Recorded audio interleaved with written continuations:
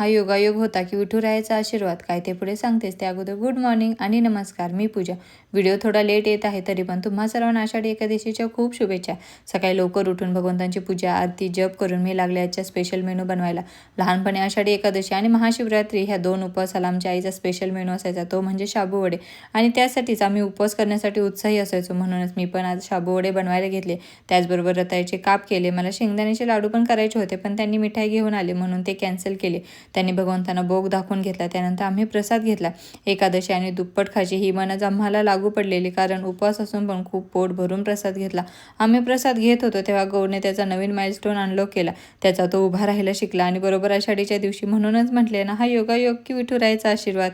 त्यानंतर गौरला झोपी लावून मी माझी घरातली सर्व कामं आवरून घेतली आणि संध्याकाळी 7 वाजता गेलो इस्कॉन. आज शनिवार असल्यामुळे ऑन द वे आम्हाला हनुमानजींचे मंदिर लागते तर त्यांचा आशीर्वाद घेतला. सध्या नाशिकमध्ये एवढा पाऊस आहे की बस. आज आषाढी निमित्त टेम्पलमध्ये प्रवचन ठेवलेले आणि त्यामुळेच टेम्पल हॉल पूर्ण भरलेला, म्हणून आम्ही बाहेरच बसलो चॅन्टिंग करत. त्यानंतर तिथले शाबू वडे मला खूप आवडतात म्हणून मी खाल्ले.